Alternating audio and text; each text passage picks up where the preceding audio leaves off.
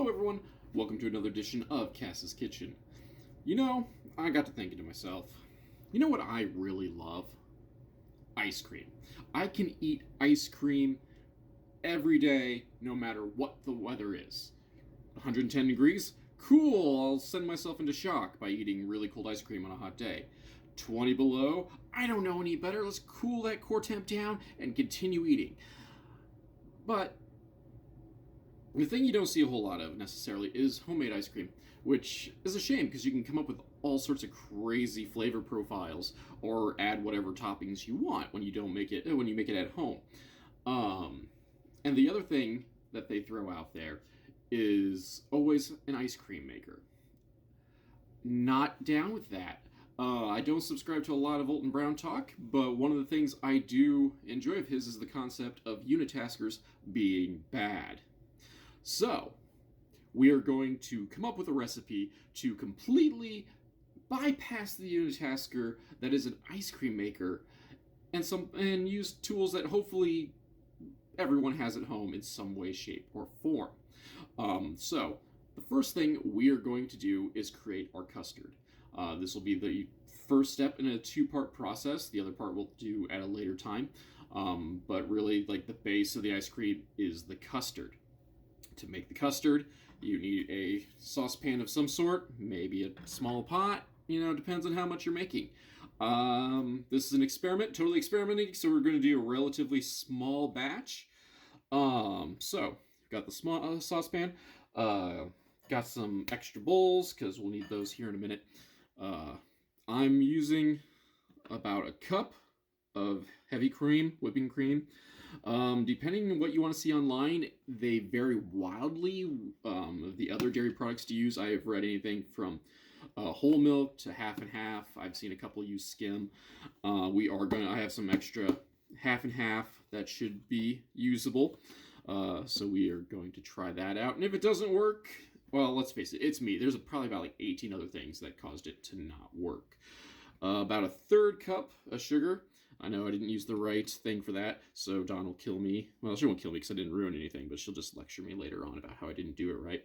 And less than this amount of salt. This is like a quarter of a teaspoon.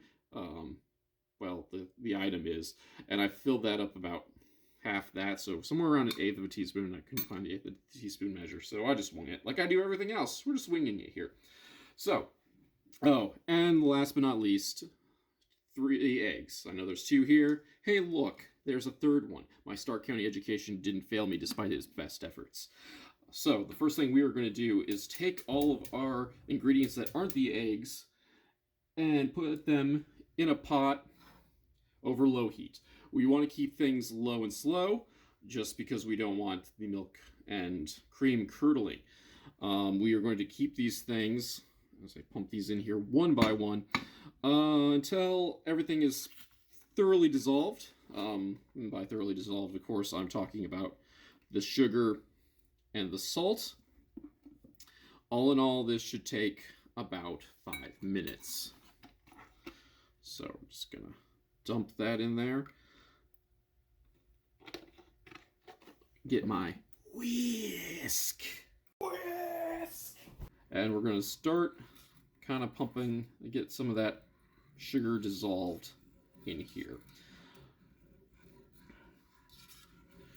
Be boring for a moment, but at least I'm not grunting and groaning trying to get off the ground. Alright, so there's a good start to get that going. Next, by eggs, misnomer. We're not going to use the entire egg, we are just going to use the yolk. So while that's kind of getting going, and sounds too high. Gas stoves, man. Not going to give you numbers to turn it to. I just have high, medium, and low. And honestly, don't even have that looking at this one. I just have high, light, and off. But yeah, so we're going to separate the eggs. Let's see if I can hopefully do this right. Because, there we go. For custard, we only need the yolks. We don't need the whites for it. And since I'm not a pro at this and not using any other kitchen hacks, I've botched that part already.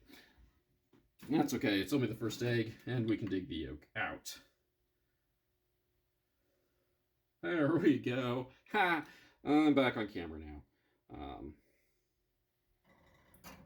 So we want to get as much as the yolk as we can.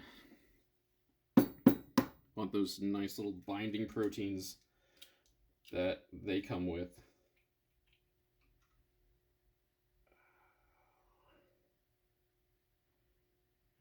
There we go. Second verse is easier than the first.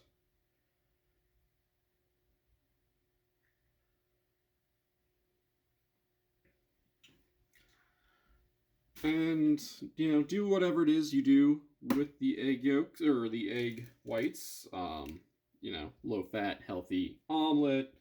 Just eat them in general. You know, whatever you want to do with them. Oh, this egg's gonna be difficult. There we go. Plop. Cool. Hey, that was surprisingly painless for me. I figured I'd explode a yolk or something.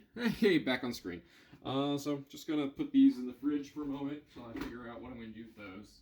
Again, probably gonna do like some sort of omelet-y thing for it. Gonna give our milk a stir-ish. Splatter it on myself.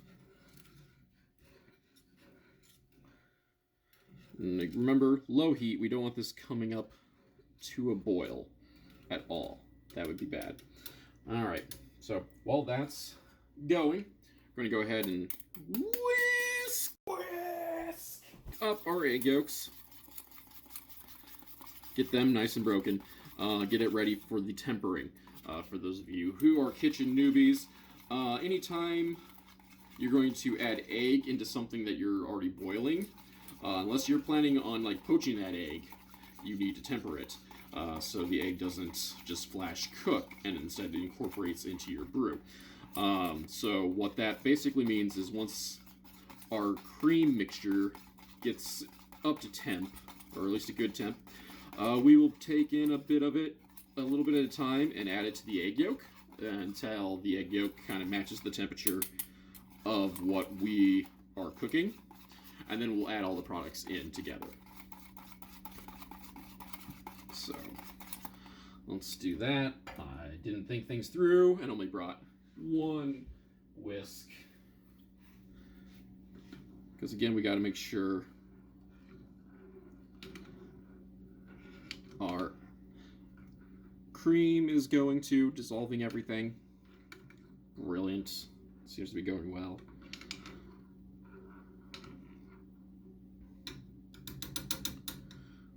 Let that go for another minute or two before we kind of go in there.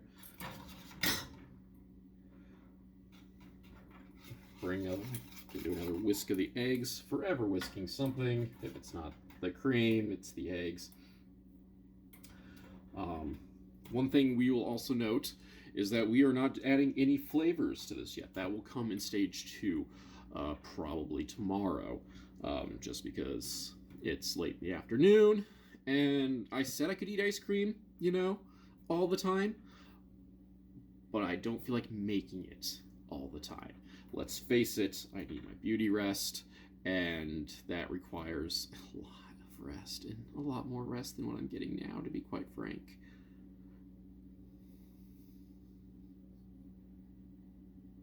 Never mind that. All right, so we are going to avoid my mess the best we can, and temper our eggs. So we're just gonna bring in, I'm using a turkey baster for this, just a little bit.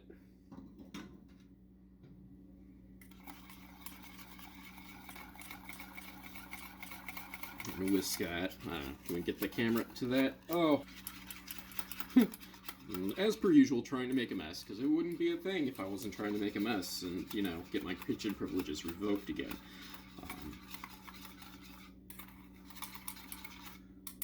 So it's getting pretty warm. Let's go ahead. We'll do one more round of tempering, because I don't know any better. Alright, that one was dope, and we're turning down the heat some.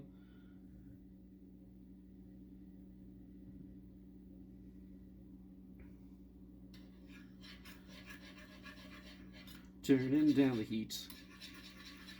It's trying to flash boil up on me, which means I got it up entirely too high. Right, I think we're good here, so we are going to add our eggs to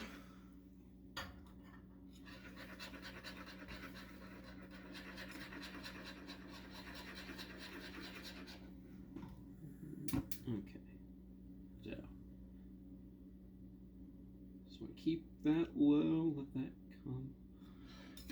Alright, going to make sure we get the eggs incorporated into the cream mixture.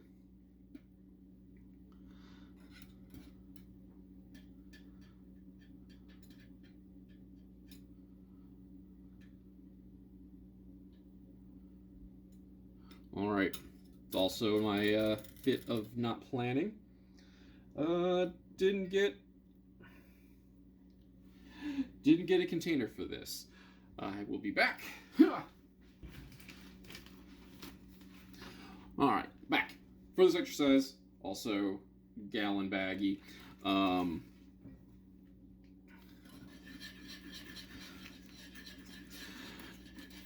Yeah, I lost my train of thought there. Good thing we edit these things. But yeah, so container, because this will get us ready for part 2. So let's turn the heat off of that. It's getting pretty warm. We don't want to scramble everything. And get this ready. You can use whatever container you want. I've read just a regular Tupperware thing is fine. Gosh, I can tell I'm doing this in no particular order and don't have a thing either. So, as this is cooling, I'll keep talking. But yeah, Ziploc container or other plasticware container, whatever brand you choose to use, it works as well. And just let that cool down so it's safe to put away and not melt your container. I'm going to get one more thing that I've totally forgotten to get. Aha!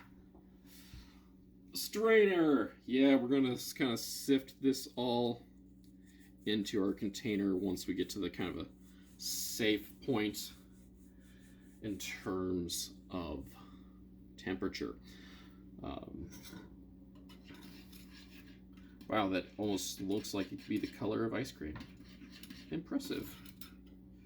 Because this is the test phase. This is totally the prototype. We don't make things once and then do the show. Of course not. That would be too simple. We are going to see every error in its quasi-edited glory. So, yes indeed.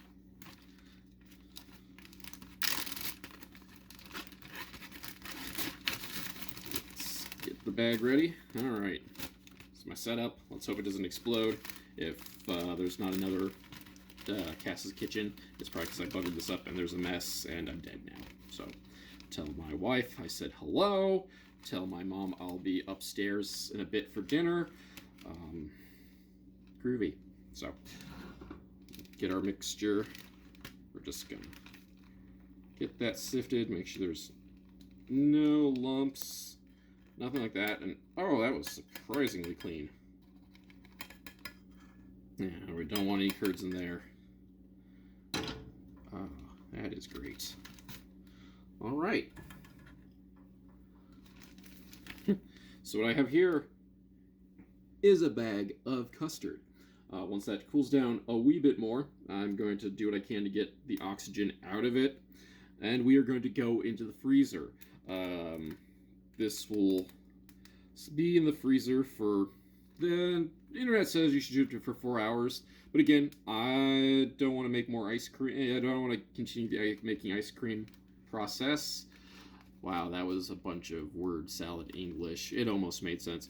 I don't want to continue to be making ice cream when I could be sleeping, because it'll be about sleep o'clock by the time this is ready. So I'm just kind of doing what I can to get the air out of the bag. This will go into the freezer until tomorrow. And then we'll do phase 2, which will include our flavors.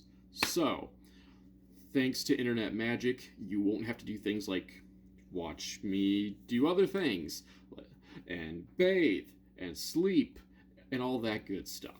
So, I will see you guys tomorrow. Hello there.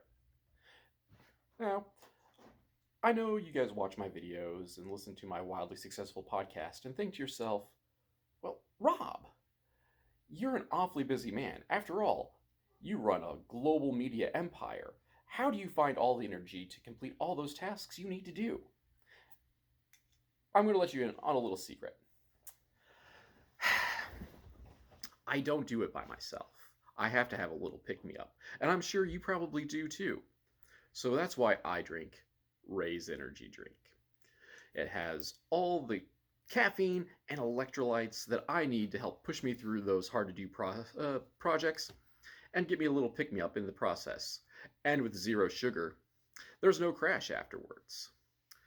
And the best part is, there's more than just one flavor. So if you don't really care for Baja Lime, which, you should totally care about Baja Lime.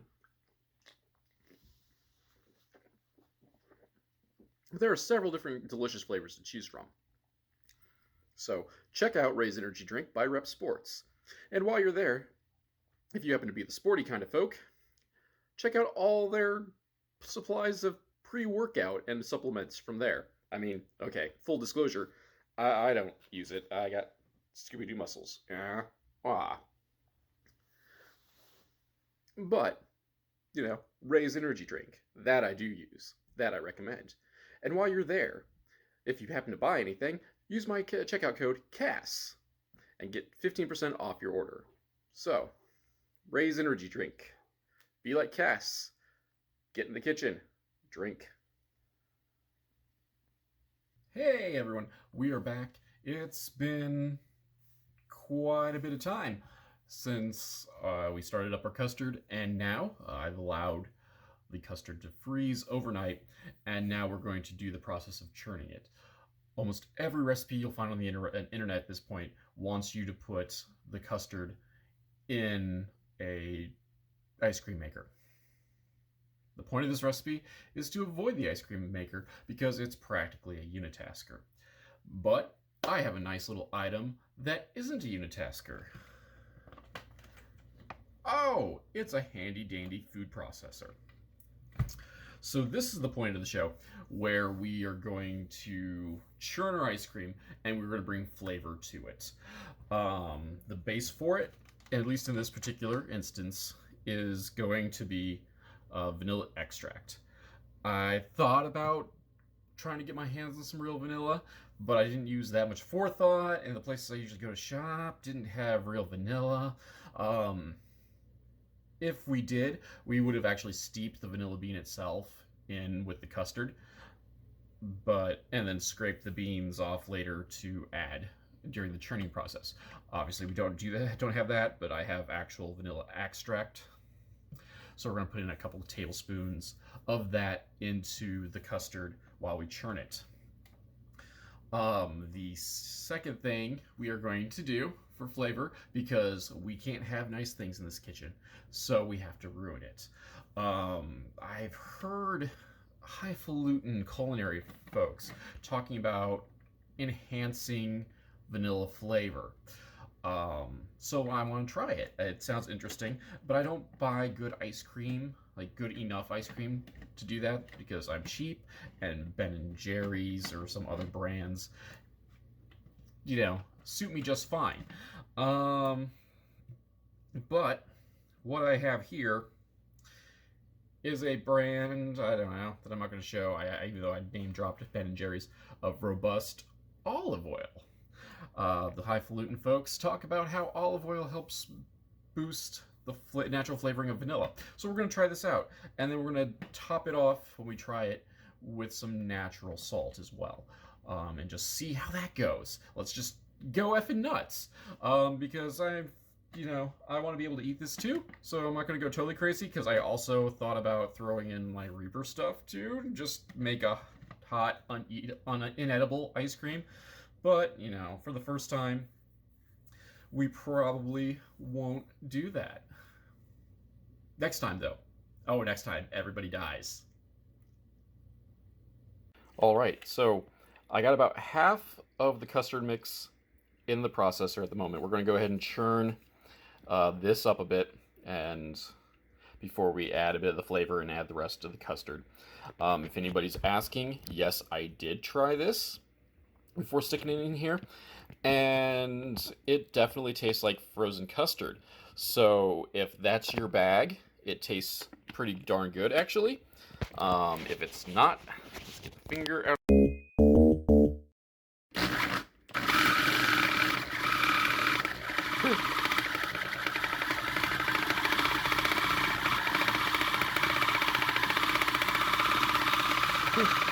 It's not the biggest of fans, but we're getting there.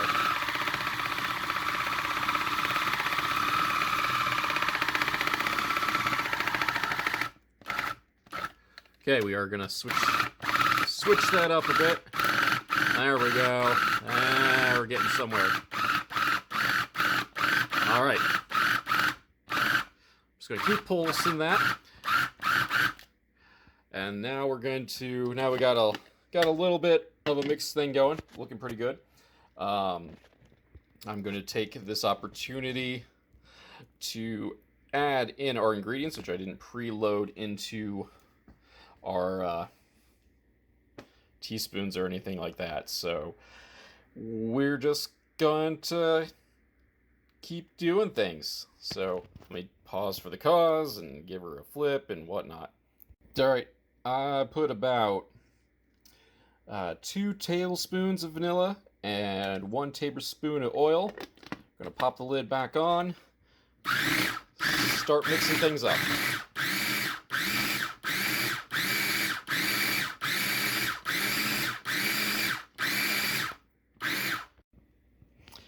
I am not gonna put you through all the churning, because I have more to put in there. So we're just going to use internet magic until everything is all good and we are ready to taste.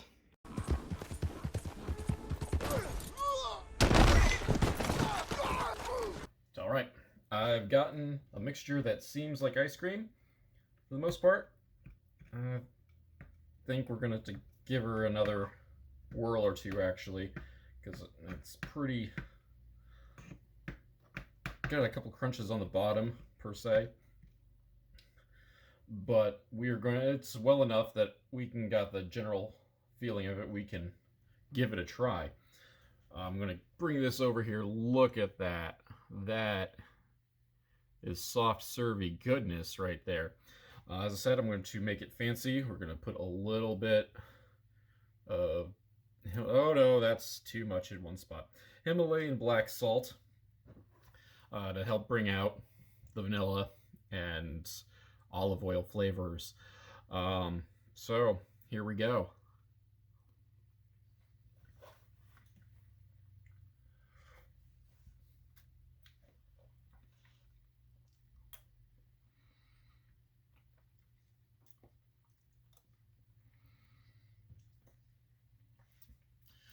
That is surprisingly not terrible. I'm also going to apologize for the ice cream in the mustache. This is actually not too bad. I like doing these recipes and I'm like, it's really good. like, oh, it tastes like it's supposed to. Amazing. Sometimes you just catch your tail and you just don't know what to do with it. But anyway, yeah, the olive oil does, ratio-wise, I think I overpowered it a little bit. You don't quite get the vanilla flavor to it, but it doesn't taste like pure olive oil either. And, like, it works out rather well. I don't think the salt added that much to it anyway, but whatever. We're fancy here in this kitchen because we made ice cream and we put olive oil in it, and somehow it all worked. So, comparatively speaking, I am really excited about this. This is just the possibilities that are going through my mind right now of combos and flavor profiles that we can do in home that isn't just like, we're just going to chuck berries on top of my ice cream. Like, no. Like, I mean, yeah, we could put berries in there and whatnot too. That'll be great. But just like the power of making it at home and just doing all sorts of crazy stuff to it has given me sensory overload. Or I've been poisoned. Both are distinct possibilities. One of the cats hates me. So, as I figure out what we're going to do with this from here on out, I mean, okay, actually, what I'm going to do with this is I'm going to hard pack it, put it in the freezer, wait for consumption. It is going to be great. But, yeah, it worked out well. Do this. If you got a food processor, and anything that resembles an imagination, you should try this. I'm really excited right now, actually. Either that or it was that Raze Energy drink earlier. One of the two. But anyway, yes, thank you all for watching. This was fun. I enjoyed it. Hope you will too. Meanwhile, like, I got ice cream to pack and eat. So, latest. If you enjoyed this video, please be sure to like, subscribe, and leave a review in the comment section below. All my social media can be found in the description, including Twitter and Instagram. If you'd like to support monetarily, you can in the various formats that I will also keep linked below. But you can check out my Ko-Fi at ko-fi.com/Casanova, Cassonova. That's my virtual tip jar, and my Patreon at www.patreon.com/Cassonova. All my backers get my weekly podcast 2 days early and ad-free, in addition to various weekly goodies. So be sure to check that out, in addition to checking out my sponsor, repsports.com.